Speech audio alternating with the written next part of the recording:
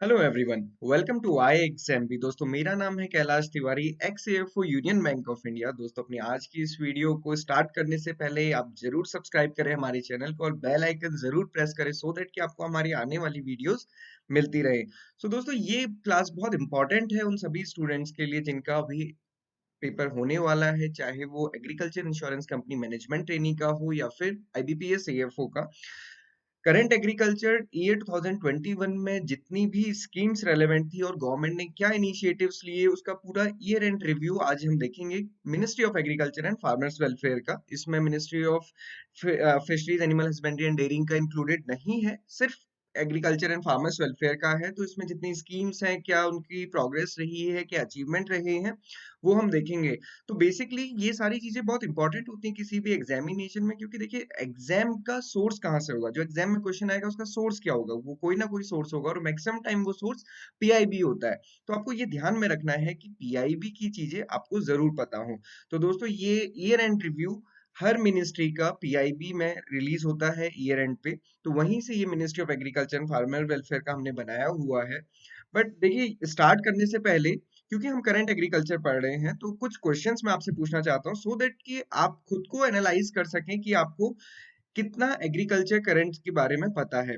तो सबसे पहले आप लोग कमेंट बॉक्स पे साथ में लिख सकते हैं कौन कौन सी इंपॉर्टेंट स्कीम्स रही है 2021 में, या कौन सी नई स्कीम्स लॉन्च हुई है related to the ministry of agriculture and farmers welfare in the year 2021। ये आपको चैट बॉक्स में लिख के बताना है। इसके साथ ही साथ एम एंड ऑब्जेक्टिव क्या है पीएम किसान स्कीम के। देखिए, जब क्लियरली पूछा जाता है कि एम एंड ऑब्जेक्टिव, तो आपको सिर्फ एम एंड ऑब्जेक्टिव बताना है। आपको कोई भी एंटिसिपेटेड आउटकम या जो उसमें रीसेंट एडवांसमेंट हुआ है या फिर कोई करंट अफेयर है उससे रिलेटेड, वो नहीं बताना है। सिर्फ एम एंड ऑब्जेक्टिव बताना है। आप उसको दो वर्ड में भी बता सकते हैं। Then what are the aim and objective of Pradhan Mantri Matsya संपदा योजना। इसके तीन मेजर एम एंड ऑब्जेक्टिव हैं, वो आपको लिख के बताने हैं। एंड साथ में आप ये बताइए कि अभी लेटेस्ट इंस्टॉलमेंट जो पीएम किसान की रिलीज की गई, वो कौन से नंबर की थी और वो कितने बेनिफिशियरीज को दी गई, और साथ ही साथ उसमें कितना अमाउंट रिलीज किया गया। इसके अलावा नंबर ऑफ माइक्रो न्यूट्रिएंट कितने चेक होते हैं under the soil health card scheme, ये आपको कमेंट बॉक्स पे लिख के बताना है। इन क्वेश्चंस के साथ हम अपना सेशन स्टार्ट करते हैं। तो जैसे मैंने आपको बताया था कि ये जो इस बार का पीआईबी है, पीआईबी में स्पेसिफिकली जो ईयर एंड रिव्यू है, वो हम आज डिस्कस करने वाले हैं। तो आप इसको पीआईबी में जाके भी देख सकते हैं। ये 31 दिसंबर को पब्लिश हुआ था ministry of agriculture and farmers welfare में। यही हम डिस्कस करने वाले हैं। और सबसे इंपॉर्टेंट रहता है कि सर पीडीएफ चाहिए, तो जो इसका पीडीएफ होगा वो आपको नीचे दिए लिंक में मिल जाएगा, या फिर हमारा जो एग्रीबी टेलीग्राम चैनल है वहां पे हम इस पीडीएफ को पोस्ट कर देंगे। आप वहां से इसको डाउनलोड कर सकते हैं पूरे पीडीएफ को। और इसके साथ साथ वहाँ एग्रीबी टेलीग्राम चैनल पे हम रेगुलरली क्विज पोस्ट करते रहते हैं, तो आप उन क्विज को जरूर आंसर कीजिए। मैं अभी बहुत एक इंटरेस्टिंग ट्रेंड देख रहा था एग्रीबी टेलीग्राम चैनल पे। मैंने एक क्वेश्चन डाला related to the 20th livestock census. मैंने ये पहले ये क्वेश्चन डाला कि हमारे कंट्री में किस स्टेट में सबसे ज्यादा पॉपुलेशन है लाइव स्टॉक्स की। तो मैक्सिमम स्टूडेंट्स का आंसर सही था, अराउंड 80% स्टूडेंट ने सही आंसर किया कि उत्तर प्रदेश। देन मैंने दूसरा क्वेश्चन उसमें पोस्ट किया था किस स्टेट में सबसे ज्यादा कैटल पॉपुलेशन है, तो उसमें मैक्सिमम स्टूडेंट्स ने आंसर गलत किया। जो उसका करेक्ट आंसर है वो वेस्ट बंगाल, और मैक्सिमम ने तब भी उत्तर प्रदेश चूज किया था। तो ये कुछ इंटरेस्टिंग चीजें देखने को मिलती हैं। तो आप वहाँ पे हमारा ग्रुप ज्वाइन कर सकते हैं, जहाँ पे हम रेगुलरली करंट अफेयर से रिलेटेड क्वेश्चंस डालते रहते हैं। स्टार्ट करते हैं एग्रीकल्चर प्रोडक्शन से। एग्रीकल्चर प्रोडक्शन किसी भी एग्जामिनेशन के लिए बहुत इंपॉर्टेंट होता है। न सिर्फ फूड ग्रेन प्रोडक्शन बल्कि आज के टाइम पे जो बाकी रिलेटेड चीजें, ऑयल सीड्स है, कॉटन है, शुगर केन, ये भी पूछ ली जाती हैं। तो आप ये देखेंगे जो लास्ट ईयर का था 2020 एंड 21 में, वो हमारा प्रोडक्शन 308.65 मिलियन टन था। जबकि 2021 एंड 22 में जो अभी लेटेस्ट आया है इस ईयर का जो फर्स्ट एडवांस एस्टिमेट है, और केवल खरीफ का ये 150.50 मिलियन टन है। इसमें रबी इंक्लूडेड नहीं है। तो आप कहीं ये ना सोचे कि ये इतना कम कैसे है। तो इसमें रबी की क्रॉप्स नहीं है, केवल ये खरीफ का एडवांस एस्टिमेट है। और अभी सेकंड एस्टिमेट आता है, तो उसमें दोनों का रहता है वहां से। देन ऑयल सीड का अगर आप लास्ट ईयर का देखेंगे 36.10 है, कॉटन का 35.38 है, शुगर केन का 399.25 मिलियन टन है। तो ये लास्ट ईयर का एडवांस एस्टिमेट है, और ये आया था 11th ऑफ अगस्त 2021 को पीआईबी में ये पब्लिश हुआ था। इसके अलावा डेटा से रिलेटेड जो सबसे इंपॉर्टेंट रिसोर्स होता है, या फिर हम कह सकते हैं कहाँ से आप जाके पढ़ेंगे, वो था directorate of economics and stats. कई बार आप देखोगे डेटा में बहुत वेरिएशंस मिलते हैं, कहीं पे कुछ लिखा रहता है, कहीं पे कुछ लिखा रहता है, तो इसलिए सबसे स्पेसिफिक है कि आप वहां पे जाके चेक करें अगर आपको डेटा से रिलेटेड कोई भी इशू होता है तो। देन हॉर्टिकल्चर एडवांस की बात करें, हॉर्टिकल्चर प्रोडक्शन की, तो लास्ट ईयर ये 320.47 मिलियन टन था। अभी के थर्ड एडवांस एस्टिमेट के अकॉर्डिंग ये 331.05 मिलियन टन है।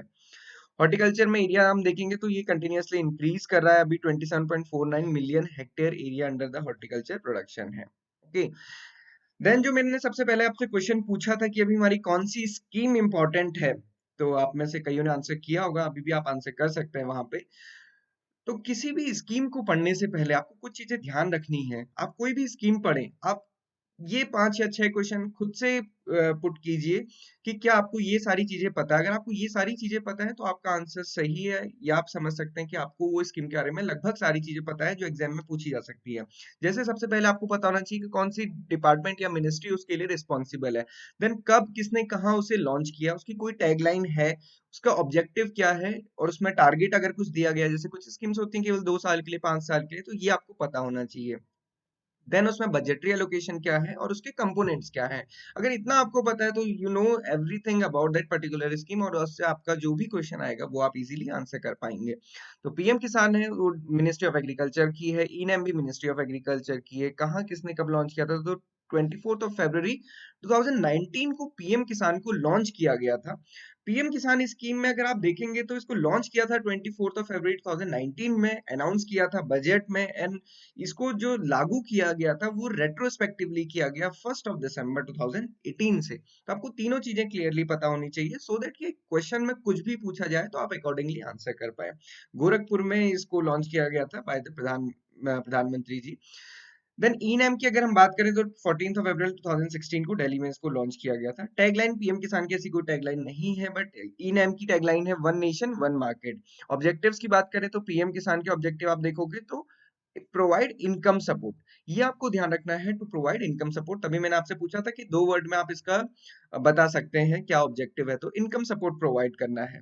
ई नैम का क्या एम एंड ऑब्जेक्टिव है, फार्मर्स को, ट्रेडर्स को, बायर्स को एक ऑनलाइन प्लेटफॉर्म प्रोवाइड करना सो दैट कि बेटर प्राइस डिस्कवरी हो सके और साथ साथ स्मूथ मार्केटिंग हो सके। अभी आज के टाइम पे आपको पता है कि फार्मर मंडी में जाता है, ओपन ऑक्शन होता है, उसमें बहुत सारी दिक्कतें होती हैं, उसको बहुत कम प्राइस रियलाइजेशन होता है, और साथ ही साथ वहां पे बहुत सारे टैक्सेस वगैरह होते हैं, वेस्टेज भी बहुत ज्यादा होता है, वो सारा मिनिमाइज करने के लिए ई नैम को किया गया है। देन पीएम किसान में कोई टारगेट्स नहीं है। ई नैम में टारगेट्स हैं 1000 मोर मंडीज को इस बार लिंक किया जाना है। बजटरी एलोकेशन की बात करें तो 65,000 करोड़ रुपीस इस बार इसमें एलोकेट किए गए हैं। लास्ट ईयर ये 75,000 करोड़ था, 2019 में भी ये 75,000 करोड़ था, बट लास्ट ईयर कुछ बोगस बेनिफिशरीज जब से रिमूव किए हैं तो गवर्नमेंट ने साथ ही साथ इसका बजट भी डिक्रीज कर दिया है। ई नैम की बात करें तो 410 करोड़ रुपीस इसका integrated scheme on agriculture marketing के स्पेसिफिक कंपोनेंट के अंदर इसको बजटरी एलोकेशन किया गया है। कंपोनेंट अगर देखें पीएम किसान में 2000 रुपीज की 3 इंस्टॉलमेंट दी जाती है in the interval of 4 month, तो मतलब साल में 6,000 रुपए हर फार्मर को मिलते हैं इन 3 इक्वल इंस्टॉलमेंट, ये आपको ध्यान रखना है। ई नैम का एम क्या है कि जितनी भी एपीएमसी मार्केट्स हैं उनको हम ऑनलाइन ट्रेडिंग प्लेटफॉर्म पे भी लेके आए। तो लास्ट ईयर 1000 मंडीज को लिंक किया गया था, इस बार के लिए भी टारगेट किया गया है कि 1000 मंडीज को हम लिंक करें। ओके, तो एग्रीकल्चर इंफ्रास्ट्रक्चर फंड है, then soil health card scheme, ये दो इंपॉर्टेंट स्कीम है। Agriculture infrastructure fund last year ही लॉन्च की थी गवर्नमेंट ने 9 अगस्त 2020 को, कोरोना पीक पे था, डिजिटली इसको लॉन्च किया गया बाय द प्रधानमंत्री जी। ये भी ministry of agriculture corporation and farmers welfare की दोनों स्कीम मिनिस्ट्री ऑफ एग्रीकल्चर की हैं। सॉइल हेल्थ कार्ड को लॉन्च किया गया था 19 फरवरी 2015 में सूरतगढ़ राजस्थान में, प्रधानमंत्री जी ने इसको लॉन्च किया। तो बेसिकली आप देखेंगे ये मेजर स्कीम्स जितनी भी होती हैं तो प्राइम मिनिस्टर ही उसको लॉन्च करते हैं। एग्रीकल्चर इंश्योरेंस फंड की कोई टैगलाइन नहीं है, बट सॉइल हेल्थ कार्ड की टैगलाइन है स्वस्थ धरा खेत हरा। कई बार ये एग्जाम्स में पूछी जाती है। ओके, ऑब्जेक्टिव की बात करें तो एग्रीकल्चर इंफ्रास्ट्रक्चर फंड में जितने भी मीडियम और लॉन्ग टर्म डेट फाइनेंसिंग है for the investment of the viable project and post service management, तो उनके उनके कंस्ट्रक्शन के लिए और उसको प्रमोट करने के लिए उसमें सब्सिडी दी जा रही है। सब्सिडी किस फॉर्म में, इंटरेस्ट सबवेंशन के फॉर्म में, कोई वैसी डायरेक्ट कैश सब्सिडी नहीं है उसमें, केवल इंटरेस्ट सबवेंशन के थ्रू उसमें सब्सिडी दी जा रही है, and that is also up to the 2 crore rupees. Okay, तो यहाँ पे लिखा है कि medium to long term debt financing, क्या आप बता सकते हैं कि short term debt financing agriculture की फील्ड में कौन सी होती है, उसका क्या एग्जाम्पल है, आप चैट बॉक्स में लिख के बता सकते हैं। सकते हैं। आपकी कोई भी क्वेरी है तो आप साथ में वहां पे पूछ भी सकते हैं। सॉइल हेल्थ कार्ड की बात करें तो इसका ऑब्जेक्टिव है कि सॉइल की हेल्थ को चेक करना, ये देखना कि हमारी सॉइल्स में कितने न्यूट्रिएंट्स हैं और कैसे हम उसको प्रॉपरली दे सकते हैं, मतलब बैलेंस दे सकते हैं। अभी तक होता क्या था कि हमारी एक नॉर्मल रिकमेंडेशन है, हम फॉलो करते हैं इंस्पाइट की सॉइल में कितना प्रोपोर्शन पहले से हम वो देखते ही नहीं है। तो वो सारी चीजों को नॉर्मलाइज करने के लिए soil health card scheme launch की गई है। टारगेट देखें, पहले जो एग्रीकल्चर इंश्योरेंस फंड था वो 10 साल के लिए लॉन्च किया गया था, बट इसको अभी मॉडिफाई करके 13 ईयर के लिए कर दिया गया है। सॉइल हेल्थ कार्ड स्कीम के ये 3 फेज थे। तो अभी जो लास्ट फेज है 2019 एंड 20 के लिए मॉडल विलेज प्रोग्राम, वो सॉइल हेल्थ कार्ड में था। इसके अंदर फर्दर 2-2 साल के इंटरवल में जैसे ये कार्ड्स दिए जाते हैं, तो ये अकॉर्डिंगली साइकिल गवर्नमेंट इसकी बनाती है। Budgetary allocation agriculture insurance fund में 1 लाख करोड़ रुपीस है, क्योंकि इसका टैगलाइन के साथ ही इसको प्रमोट किया जा रहा है। कंपोनेंट की बात करें तो viable project for the building community farming assets, including all the post processing या फिर पोस्ट हार्वेस्ट इंफ्रास्ट्रक्चर, ये सारी चीजें इसमें है। Then is the minimum support price. तो देखो, हमने जब ये पीपीटी स्टार्ट की थी आज की, तो हमने उसमें देखा था कि गवर्नमेंट ने ऐसे लिखा था कि अचीवमेंट्स ऑफ द ईयर 2021। तो गवर्नमेंट एमएसपी को भी एक अचीवमेंट मानती है। एमएसपी को कैसे अचीवमेंट मानती है कि वो कितना इंक्रीज होता है in comparing to last year. तो अगर आप यहाँ पे देखें वीट को, अगर हम केवल देखें तो लास्ट ईयर 1975 था, जो रबी मार्केटिंग सीजन 2021 एंड 22 का था। मतलब जो अप्रैल में अभी जो अप्रैल चला गया, इसमें जो सेल हुई थी वीट की, वो 1975 उसके लिए एमएसपी फिक्स किया गया था। अभी जो इस नेक्स्ट ईयर मतलब 2022 में अभी जो अप्रैल में वीट की सेल होगी वो 2015 रुपीज में होगी। तो अगर हम इसमें एब्सोल्यूट इंक्रीज देखें तो वो 40 रुपीज का है। तो गवर्नमेंट इसको एक अचीवमेंट के रूप में बताती है, तो ये भी आपको पता होना चाहिए। एमएसपी तो इम्पोर्टेंट है ही, और क्योंकि हम सभी एग्रीकल्चर बैकग्राउंड से बिलोंग करते हैं, तो हमको मेजर क्रॉप्स का एमएसपी पता होना चाहिए। आप साथ में कमेंट बॉक्स में मेरे को पैडी का एमएसपी, जो इस साल के लिए पैडी था, उसका क्या एमएसपी है, ये लिख के बताएं। देन प्रधानमंत्री कृषि सिंचाई योजना एंड परंपरागत कृषि विकास योजना। परंपरागत कृषि सिंचाई योजना एक बहुत इंपॉर्टेंट स्कीम है। और ये बहुत इंपॉर्टेंट क्यों होती है, क्योंकि अगर जब भी हम रूरल डेवलपमेंट की बात करते हैं तो वो वाटरशेड डेवलपमेंट के बिना नहीं हो सकती है। एंड वाटरशेड डेवलपमेंट प्रधानमंत्री कृषि सिंचाई योजना का एक पार्ट है। और ये इतनी बड़ी स्कीम है कि ये एक मिनिस्ट्री के अंदर नहीं है, इसमें 3-3 मिनिस्ट्री हैं। जल शक्ति मंत्रालय, ministry of rural development, ministry of agriculture and farmer welfare. ये 1 जुलाई 2015 को बेसिकली इसको कन्वर्ज किया गया था। ये फैक्टर्स पहले से चल रहे थे, बट ये इंडिविजुअली हर मिनिस्ट्री में चल रहे थे, तो उसको कन्वर्ज किया गया। टैगलाइन आप देखोगे तो बहुत सारी टैगलाइंस है इसमें, हर कंपोनेंट के लिए। पर ड्रॉप मोर क्रॉप है, जैसे हर खेत को पानी है, माइनर इरिगेशन के लिए, माइक्रो इरिगेशन के लिए, प्रिसीजन इरिगेशन के लिए पर ड्रॉप मोर क्रॉप है। ऑब्जेक्टिव्स इसमें बहुत सारे हैं। जल सिंचय, सिंचन, संरक्षण। अगर कोई बता सकता है तो आप इन तीनों में अगर डिफरेंस बता सकते हैं तो ये एक बहुत बड़ी बात होगी, कि अगर कोई भी इन तीनों में डिफरेंस बता सके तो। बजटरी एलोकेशन की बात करें तो इसमें मैंने जैसे आपको बताया कि वेरियस मिनिस्ट्रीज हैं, वेरियस कंपोनेंट हैं, तो इसमें अलग अलग फंड एलोकेशन भी होता है। जैसे आप देखेंगे ओवरऑल पीएमकेएसवाई में 11,588 बजट एलोकेशन दिया रहता है, पर जो पीडीएमसी में दिया रहता है वो 4,000 करोड़ रुपीस बजट एलोकेशन दिया था। तो ये इस टाइप से आप देख सकते हैं। बजटरी एलोकेशन ऑल्दो इन स्कीम्स का उतना इंपॉर्टेंट नहीं होता जितना मेजर और स्पेसिफिक स्कीम्स का होता है, जैसे पीएम किसान। और ऑल्दो बजटरी एलोकेशन रेयरली ही पूछा जाता है किसी एग्जामिनेशन में नाउअडेज, बहुत ज्यादा इस पे क्वेश्चन देखने को नहीं मिलते हैं। कि कंपोनेंट की बात करें तो इसमें 4 कंपोनेंट है। Accelerated irrigation benefit programme, command area development and watershed management, हर खेत को पानी, पर drop more crop and watershed development. Okay, so this is all about the Pradhan Mantri Krishi Sinchai Yojana.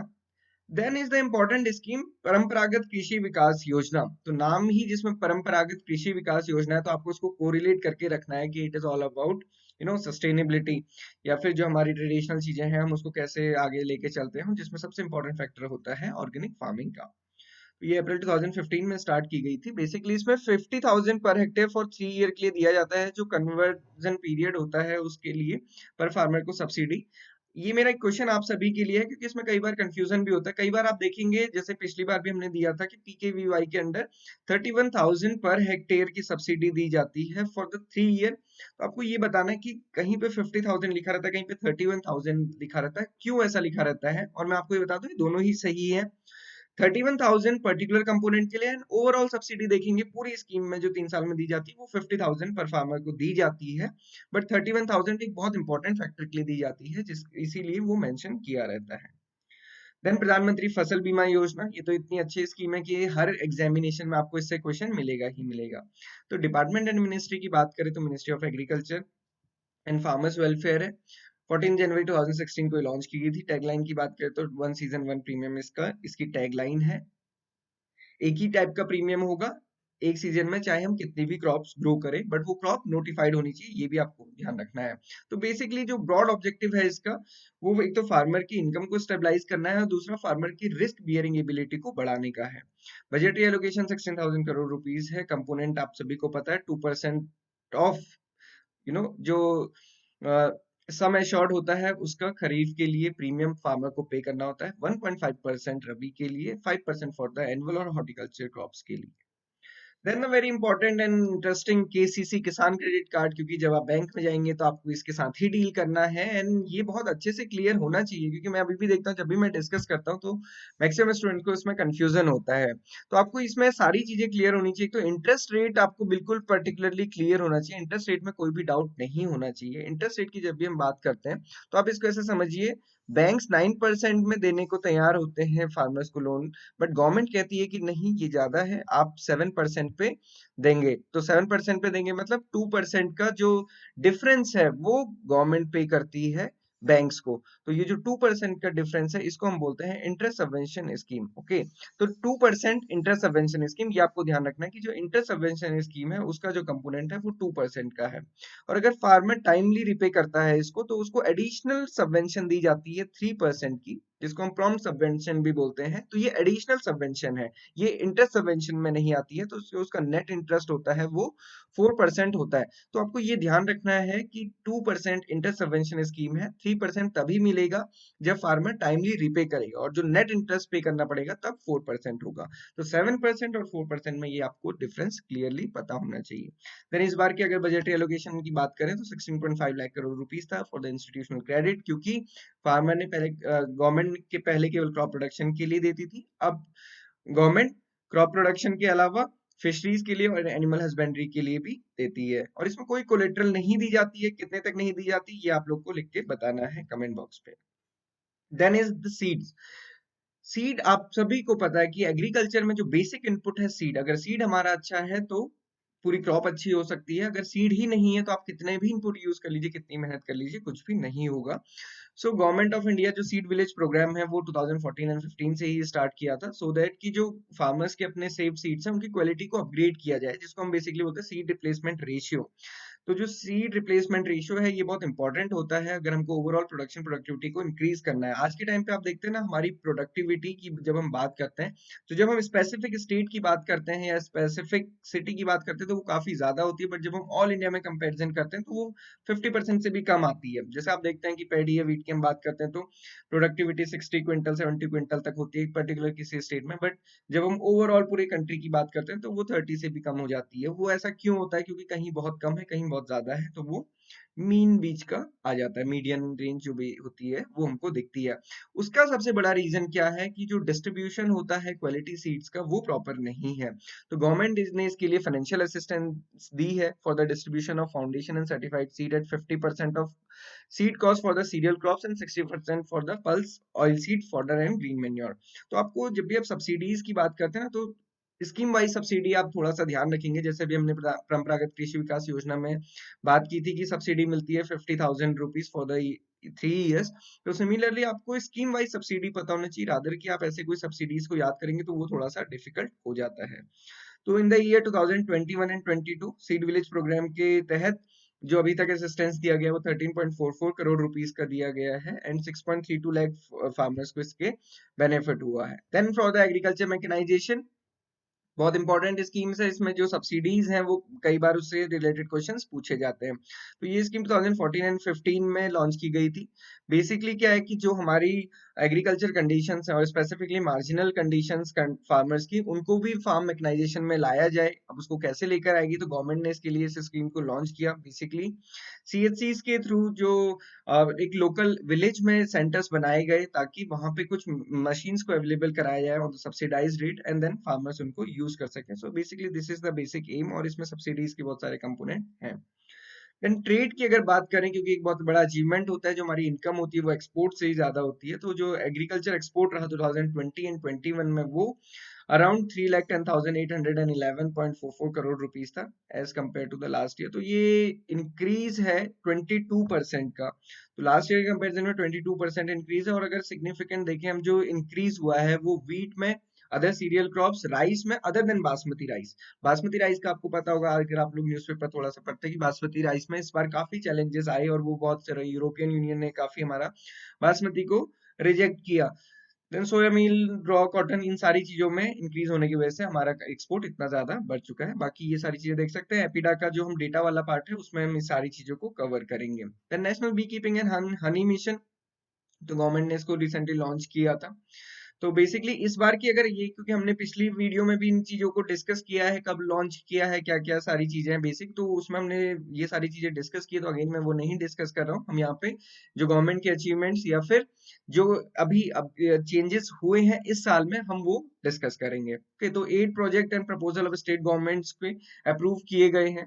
Then मधु क्रांति पोर्टल, ये बहुत इंपॉर्टेंट है। मधु क्रांति पोर्टल लॉन्च किया गया for the source of honey and other bee hive products के लिए। गवर्नमेंट ने मधु क्रांति पोर्टल यूज किया है, जिसमें जितने भी बेनिफिशरीज हैं और बाकी स्टेक होल्डर्स हैं, वो सारे एक प्लेटफॉर्म पे ये सारी सेल परचेज कर सकते हैं। तो मोर देन 11,000 बी कीपर्स उसमें रजिस्टर्ड हैं। देन एक state of art honey and bee hive product के लिए टेस्टिंग लैब IRI पूसा पे लॉन्च की गई है। 100 FPOs को अभी तक इसमें आइडेंटिफाई किया गया है, इस स्कीम के तहत कन्वर्ज किया गया है। देन इज द आत्मा scheme, this is the very basic scheme under the agriculture extension. ये बहुत इंपॉर्टेंट है, मैक्सिमम टाइम इससे क्वेश्चन पूछा जाता है। तो ये सेंट्रली स्पॉन्सर्ड स्कीम है, ये लास्ट टाइम भी हमने डिस्कस किया था। Support to state extension programme for the extension reforms, ये अभी 691 डिस्ट्रिक्ट्स में इंप्लीमेंट की गई है। अगर इस फाइनेंशियल ईयर में देखें तो इसमें काफी बजट, ये सारी चीजें याद करने के लिए नहीं है, बट आपको इससे ये पता चलेगा कि गवर्नमेंट पर्टिकुलरली एक्सटेंशन के लिए कौन सी स्कीम पे फोकस कर रही है। Then agri clinics and agribusiness centres, ये बहुत एक इंपॉर्टेंट है, क्योंकि जब आप बैंक में जाएंगे तो आप देखेंगे जो जो एग्रीकल्चर ग्रेजुएट्स है या फिर एग्रीकल्चर जिनकी डिग्री रही है ग्रेजुएशन के टाइम पे, उनको इसके थ्रू लोन मिलता है फॉर द एग्री एंटरप्रेन्योरशिप। तो ये गवर्नमेंट इसको एक बहुत एक टाइप से महत्वाकांक्षी योजना की तरफ देखती है, agri clinics and agribusiness centres. तो इस बार भी 1337 वेंचर्स एस्टेब्लिश हुए हैं और इन इतनों को सब्सिडी इसमें मिल पाई है।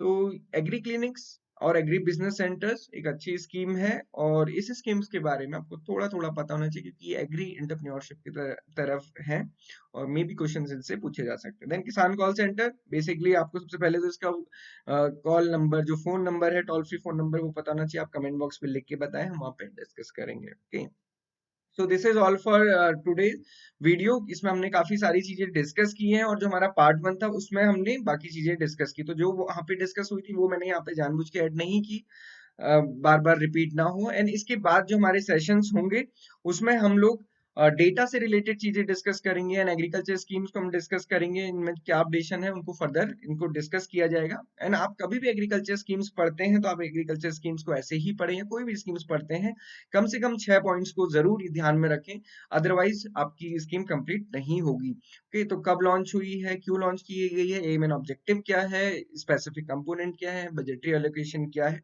और किस मिनिस्ट्री की है, ये सबसे इंपॉर्टेंट होता है। किस मिनिस्ट्री की आपको जरूर पता होना चाहिए, उससे भी आपको कई बार ईमेल ऑब्जेक्टिव क्लेरिफाई करने में हेल्प होती है।